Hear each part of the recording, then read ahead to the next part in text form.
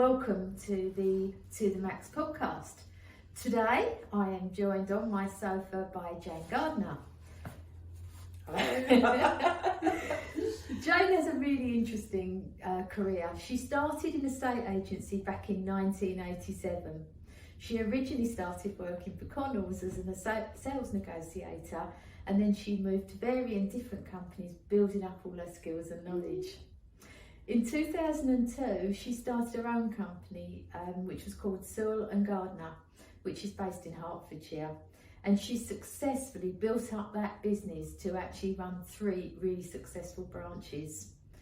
During that time, she also won a really prestigious award for the Sunday Times as the letting agent of the year in 2013. After turning her company into a fantastic career, she decided to move on and she sold her business in 2014 to Countrywide.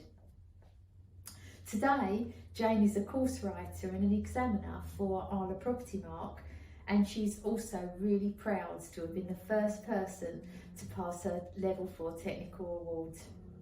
She also runs a really successful social media company known as Gardner. She offers a one-stop shop providing estate agent training, consultancy, marketing and social media, and also website design. What many of you may not be aware with Jane is that she makes a huge amount of her time. She gives out a huge amount of her time completely free of charge to a very special charity very close to all of our hearts, which is known as Agent Giving. This charity works with all estate agents and letting agents across the UK to encourage and support in promoting of fundraising events. From the work that they do, they've been able to help hundreds of people raise thousands of pounds for really worthwhile charities. So, thank you, Jane, for coming along to join us today. That was amazing. Who is this woman? So, over the years, what do you think your main challenges that you've actually had to face? I don't know. It isn't every day a challenge in a estate agency dealing with people business. So I guess it's. Do you know what I was thinking about this morning, and I wondered if you were going to ask me that. And I think it's an age thing. I think when you're young, when you first start, I started in sales. So when I was first in sales, it was fun and it was fabulous, and there was loads of us, and it was great. When I went into lettings, which kind of was around the end of the 90s when I started sort of really dabbling in lettings because nobody else wanted to do it, basically. I felt like I was too young for people, and I felt like I didn't have the confidence to talk to landlords because I felt like they were going to look at me and think, oh, she doesn't know anything because she's younger, I was younger then. And that was when I started becoming interested in Propertymark. So, well, obviously ARLA it was then, not Propertymark. And I wanted to have exams under my belt because I felt like I could then say, I know more than you. And before that, I used to feel, even though I did know more than other people that I was dealing with, I felt like they always looked at me as if like, she's too young, she doesn't know, she's not lived, or she's not had her own rental portfolio, so how could she know anything about ours? And I didn't at the time, obviously went on to have that afterwards. So that was a big challenge. I think going into lettings from sales is always a challenge anyway, because I think that very different discipline. Lettings is always seen a little bit like the poor relation, or anybody can do lettings, and actually when you do the full transition, you realise there's a hell of a lot more to learn in lettings than there is to learn in sales, and you've got to be able to juggle balls, which is I guess primarily why we do have a lot of women, because I think we're just not better than men at it, but we're just used to juggling kids and family and looking after a home and everything, and having a job as well. So it's something that's inbred in us. So I think that transition going over to lettings, feeling a little bit like I had to stand my ground when the sales team would say, oh, say that they're going to get such and such for it if you rent it because we need the sale, sale's more important. And I'd be like, well, no, I'm not going to you know, I'm not going to put my reputation on the line when suddenly a landlord gives me a property and I'm like, well, actually, you're not going to get that much for it now. So I think standing my ground. And then I guess the challenges of running a business, because you start off selling things or doing deals, and then suddenly you're doing budgeting and forecasts and cash flow and staffing, and that's cleaning the office. Absolutely, cleaning the office. It's like, what? Yeah. Absolutely. From everything that you do. So that was a challenge as well, and a good one. I loved it. I really, really thrived, and because I just loved having a business, and I loved having a team and building a team of people. What would you say has been your proudest moments over all your years? I guess, you have proud moments when you get recognition, so don't get me wrong, it is lovely to win an award. I won the Connells Salesperson of the Year in 1988. I can remember it was national then, so obviously Connells wasn't as big then as it is now, but it was still a big company, it was still a national company. And we were having a big event in Milton Keynes, and my team had said, it's fancy dress. So I came along in fancy dress. I was the only one in fancy dress, and it was because they knew I was going to win the National Salesperson of the Year for Connells, and I was going to have to go up on stage in fancy dress and look like a complete tit, which is what I did. So I turned up as a ringleader. Luckily I was very young and slim and beautiful back then. Had my fishnet tights on and a little leotard and my tailcoat and my top hat and my whip. And off I went up for Stephen Shipley, who gave me my award, and bless him, he's retiring now, isn't he, after all these years at Connells. But so that was great. And I've still got my cup. You'll never forget that. I've still got that in the cupboard. I won my first negotiator award for lettings in 2008. I remember it was I think the awards had just started back then, and I entered on the day before it was due to go in, deadline. I know they always extend the deadline now, but at the time got a courier to take my submission off. We all went as a team, didn't expect, we were a little tiny letting agency in Hertfordshire. We had an upstairs office, we didn't even have a shop front, and I remember winning that and being amazed. Went back and there was a photograph of myself and my manager at the time, Abby, and we had this huge picture of us with our negotiator award, and we had it made into a massive banner and we stuck it outside the building. It was huge, absolutely massive. Of course, the council came and told us to take it down, but we were like, oh, look at us with our award. So, it was fabulous. And then obviously the 2013 year of winning the overall Sunday Times, but that was mainly because my team won 5 gold. I was so proud of my team. Mm-hmm. Reagan Bradley, still, fabulous in the industry. She was, best property manager in the UK. I had best manager, Ben Smith. I had best negotiator, Rochelle. There was just so many of the team that won these gold awards, and then obviously we were named as the overall, and it was just like, wow, never expect that to get a big cup and trophy, and we paraded around Rickmansworth with it in with the roof down on the car and our trophy, as if it was an Olympic gold or something. But it's not surprising, because that's a fantastic achievement. It was a lovely achievement, and that year as well we'd won a lot of Esters, and we also won the second negotiator award. So it was 2013 was kind of like the pinnacle. It was just one of those we couldn't put a foot wrong, and actually, to be honest, it was because I had a team that couldn't put a foot wrong, and everybody did the best that they could do in their job, and it just, the stars aligned. You just kind of get that, and it takes years and years to build, and all of a sudden it's like as if everything is just going perfect. So it was great. And then of course the next year we sold. So it's like, oh, darn. That you do that sets you apart from others?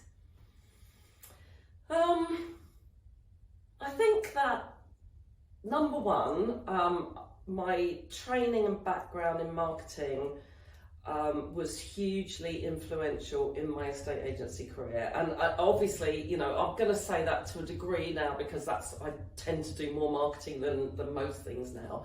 However, the successes that I look at, you know, they have come from the way that we marketed the people in the business. And I think if it's one thing I could say to anybody in a estate agency, people buy from people, they don't buy from your brand. It doesn't matter what name is above your door.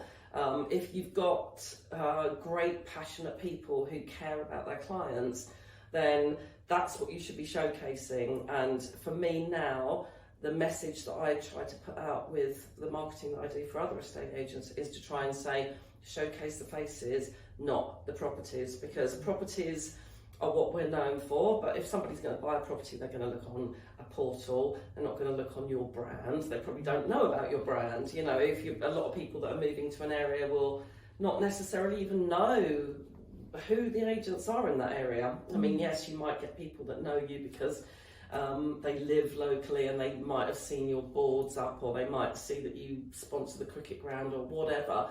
But actually, the marketing you do is about the faces that you put out. And back in, 2008, 2007, I was promoting my team back then in the newspapers and in the magazines, and every property detail had a person's face on. And, you know, it was all about what the people did and what their jobs were, not about the houses. Personalising. It was personalising, and I think that was something that I did that was really unusual. I still don't know for sure, but certainly in my area I was the first estate agent to have a Facebook page.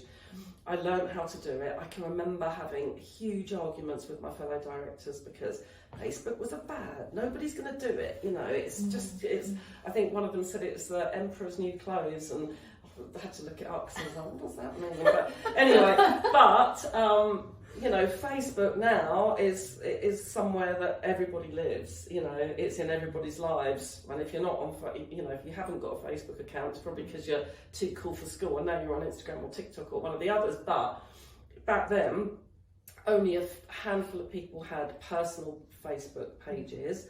I can remember my kids saying, "Oh my God, Mum, you've got 100 people on your Facebook page," and I was like, "Yeah, look at me."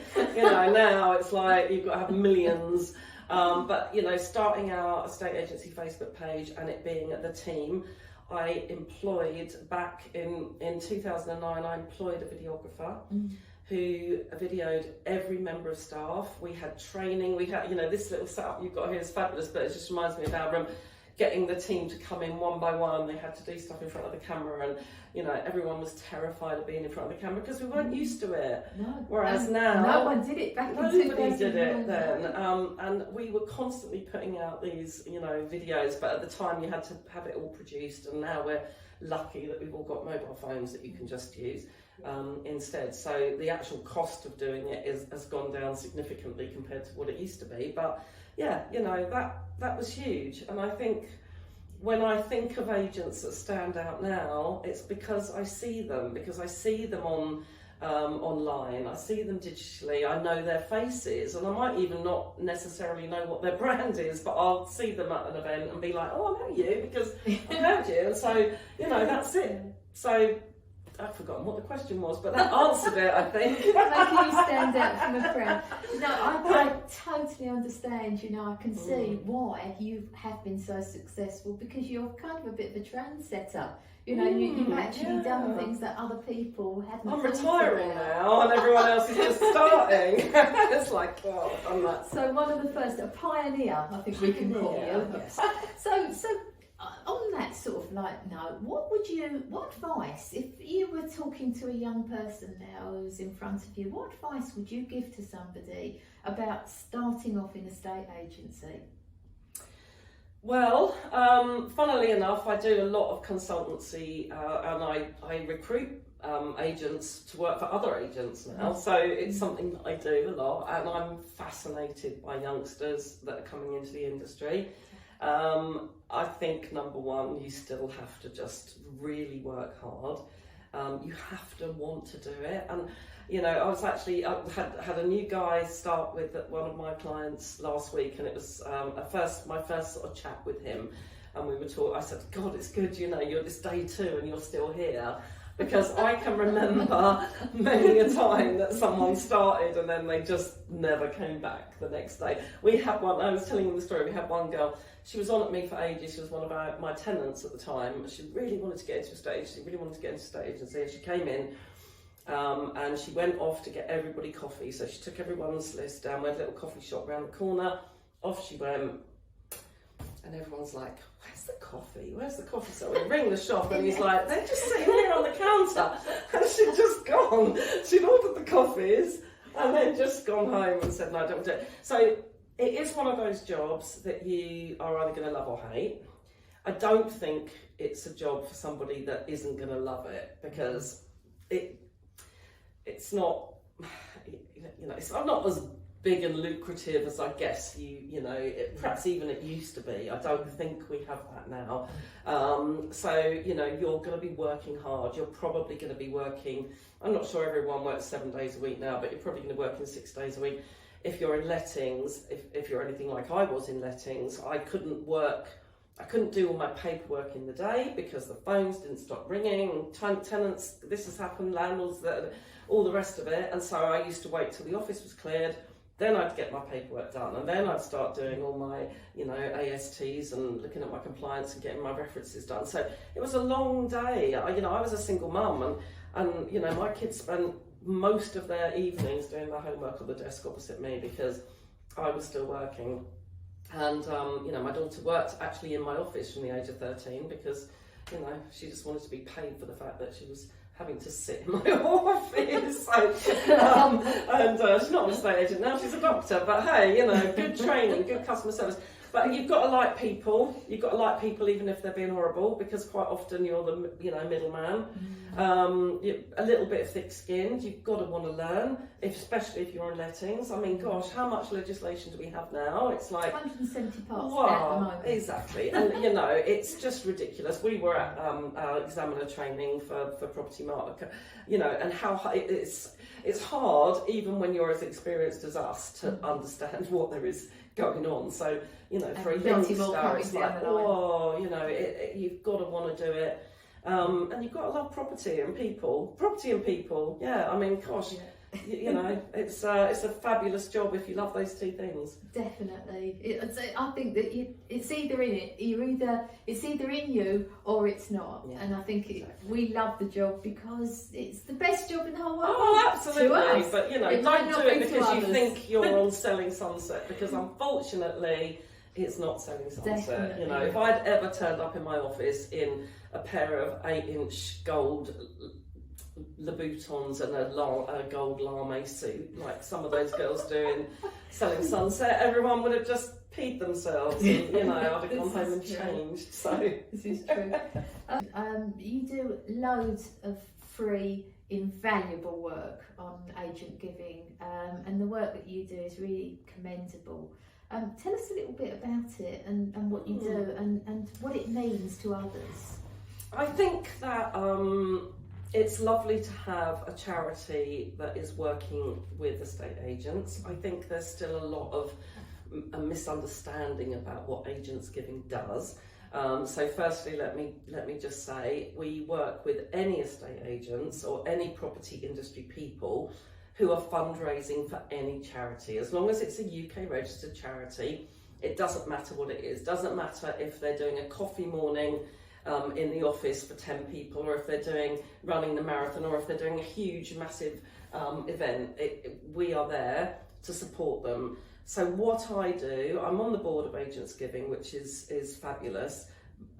People that give their time for free, but I work every day because I support Yvonne and Vicky, who are the fundraising managers, by doing all the website and the social media. So we are finding out what agents are doing all over the country.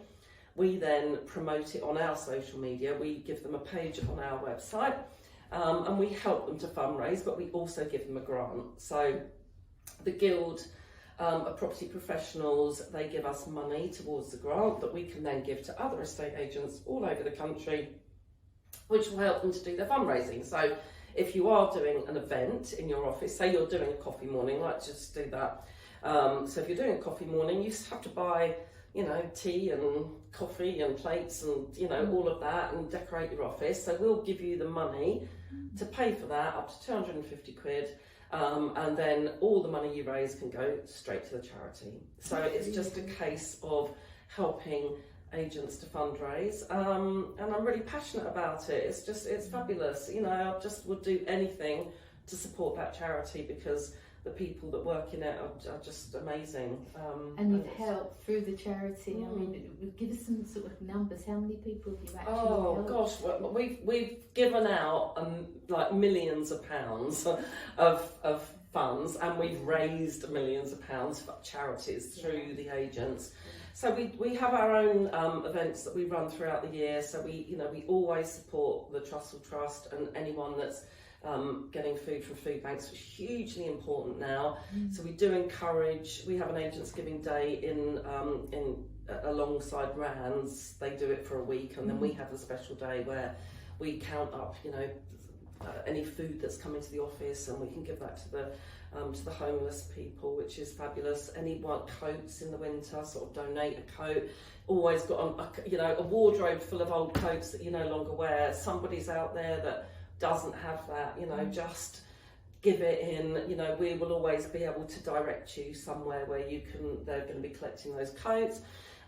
We have the Agents Giving Ball, which raises, you know, it's almost £50,000 this year for charity, and you know that goes to different charities. So it could be something that one particular person wants, you know, comes up and says we want to raise for this charity, or it could be loads.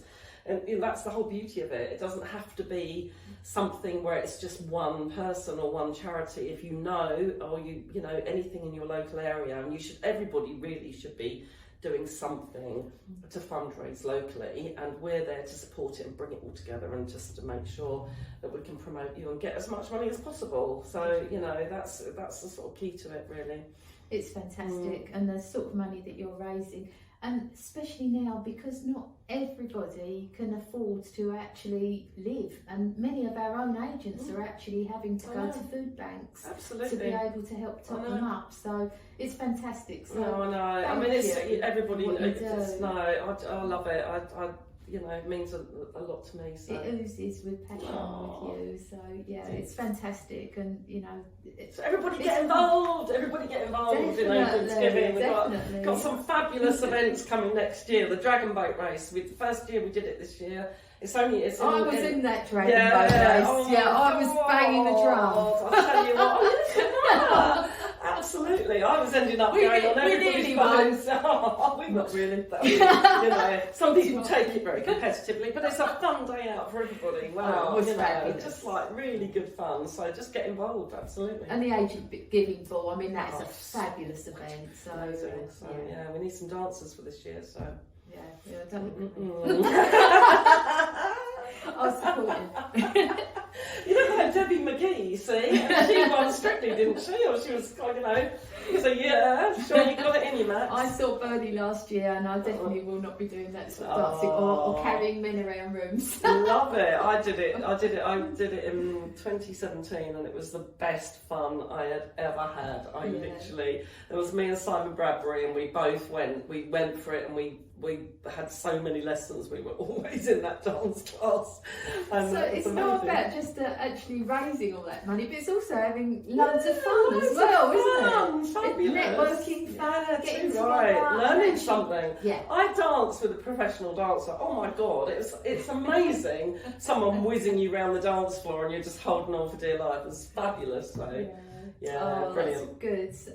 It really is great what you do. So yeah. So moving on about your career, and now you run a consultancy. Tell us about that. Tell us about what you do on a day-to-day basis. What don't I do? I'm a jack of all trades and master of none, Max. What can I say? Yeah, so when the business sold, I didn't have a clue. I'll just say, you know, there was 4 of us that were directors in that company, and I was probably the one I didn't want to sell. But once I'd got my head around it and it all happened, I was like, oh, what do I do now? And luckily, a lot of people said, oh, can you come and help us do what you did for Saul and Gardner to our agency? So to begin with, I was like, okay, that's sort of consultancy. I got a little website going and I thought I'd do a bit of consultancy. So I was going off and helping different agencies around the country. A lot of it was marketing. A lot of it was lettings and training and just sort of looking at systems and processes. So that first sort of year, 18 months was a little bit like pick and mix, what am I doing? Until we kind of fell into a niche. So now what I do is obviously Propertymark. So I'm, you know, a level 4 examiner and I train a lot of letting agents at sort of level 3 because, you know, we have conflicts. I can't train at level 4, so I don't train at level 3.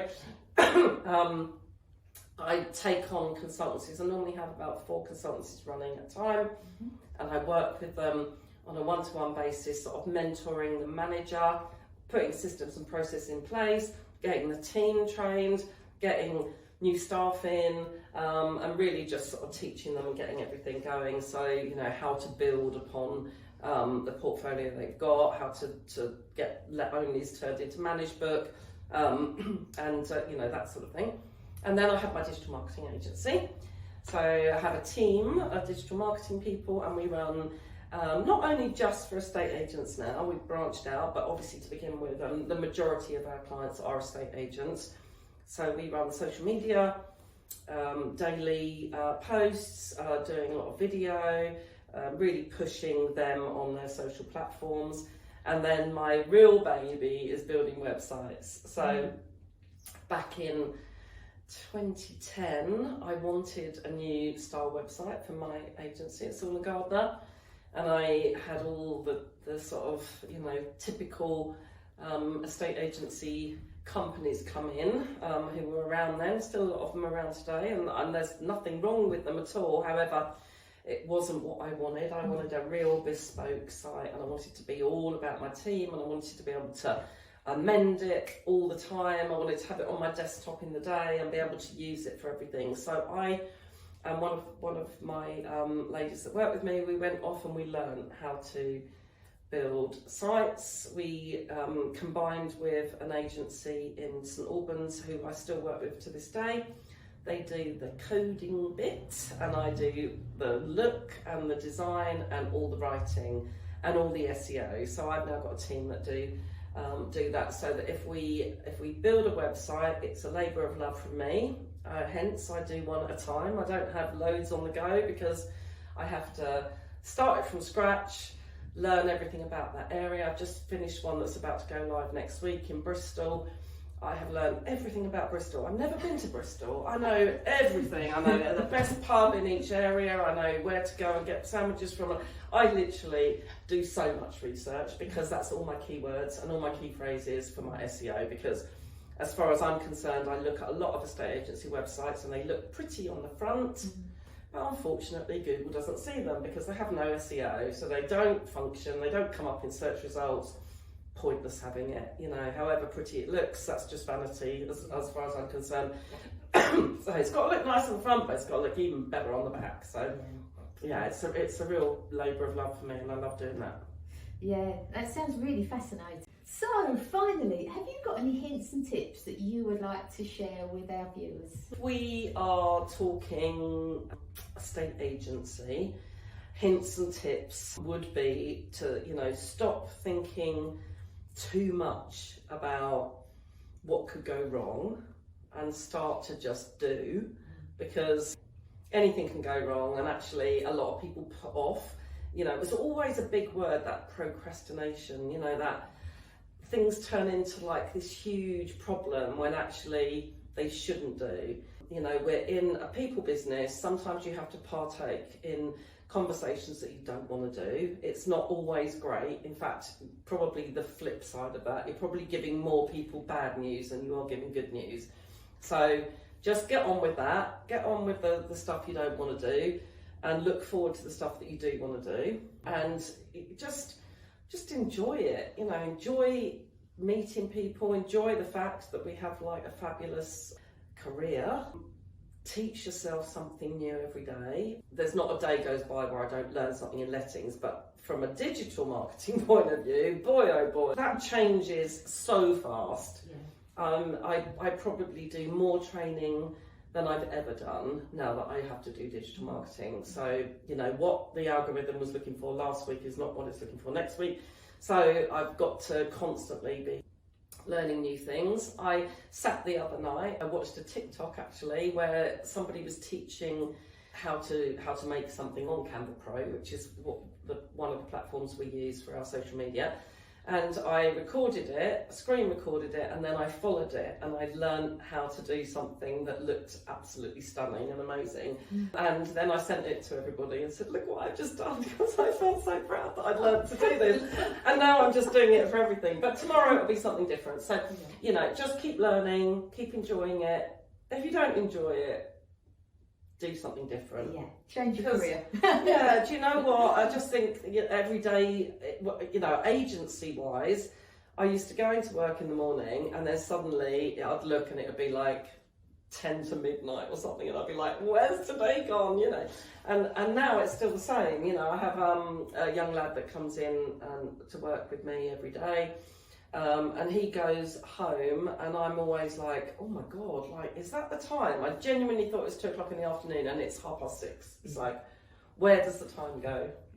So I do something I enjoy, because otherwise that wouldn't be the case. So. Yeah, I think you've got to enjoy it. And Enjoy if it. you don't enjoy it, you know that's the time when you just hang up your boots. That's right, exactly. So that's why so many of us oldies sorry, not all, me, my age, there's lots of other oldies, but you know, More mature estate agents, because we never want to give up our boots. No, so we enjoy doing what we're doing. So, but I'd like to thank you so much for coming along today, Jane. It's been an absolute pleasure meeting you and to have a chat with you on the sofa.